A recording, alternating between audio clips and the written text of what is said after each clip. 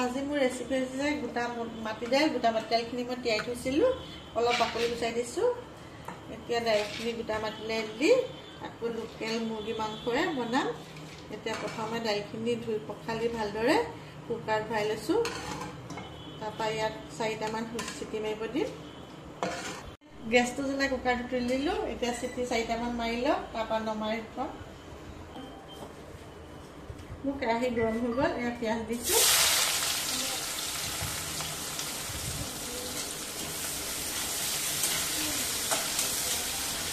কাটি দিছোঁ। পিঁয়াজখিনি ভাজি হৈ গৈছে। এতিয়া নহৰু অকণমান দি দিছোঁ ইয়াত। তাৰপৰা ইয়াত আদা দি দিছোঁ খুন্দি। এতিয়া মাংসখিনি ইয়াতে দি দিছোঁ।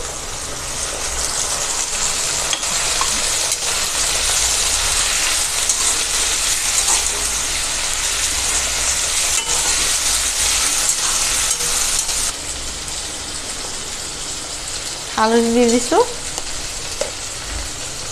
এই নিমখ দি দিলোঁ।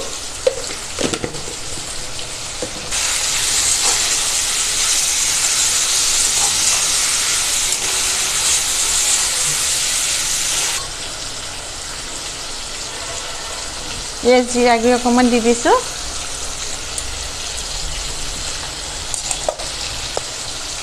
আৰু ধনিয়া গুড়ি দি দিলোঁ ইয়াতে।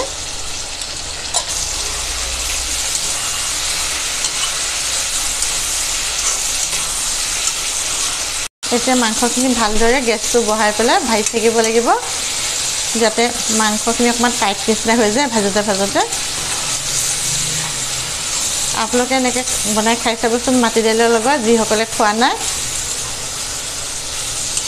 খাবলৈ বৰ ধুনীয়া হয় আৰু মাংস চেণ্টটো ধুনীয়াকৈ আহিছে। জালুকৰ গুড়ি এচামুচ দি দিম।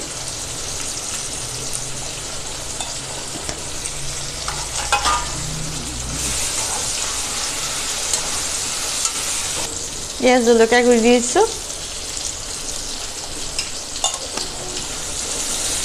আপোনালোকে এই ৰেচিপিটো বনাই চাব আৰু বনাই চাই খাই চাব, কেনেকুৱা পায় মোক কমেণ্ট কৰিব। আৰু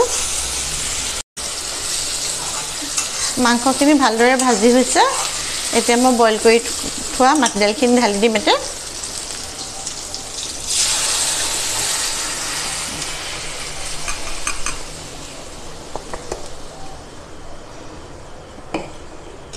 এতিয়া ভালদৰে লৰাই মেলি আৰু সিজিব দিম।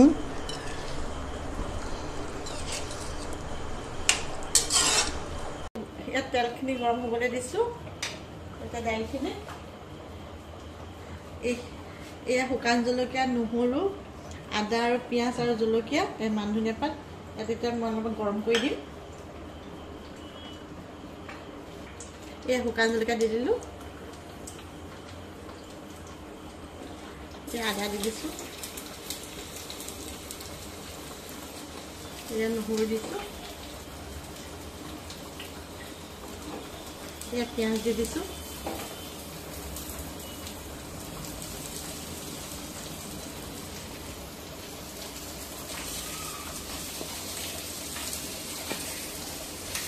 ভাত খাবলৈ লৰাই দিছোঁ।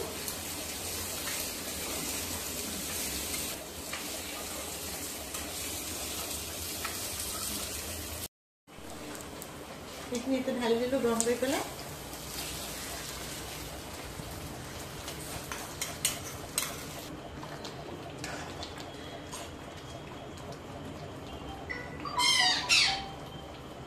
ধনিয়া পাতখিনি দি দিলোঁ। এই হৈ গ'ল আৰু মোৰ মাটিদাইলে মুৰ্গী মাংসৰে তৰকাৰীখন। এয়া হৈ গ'ল মুৰ্গী মাংসৰে গোটা মাটিদাইলে বনোৱা। এয়া দেখিছেনে, ইমান ধুনীয়া গোন্ধাইছে আৰু ইমান ধুনীয়া মানে চেণ্ট আহিছে। আপোনালোকেও খাই চাব এনেকৈ বনাই।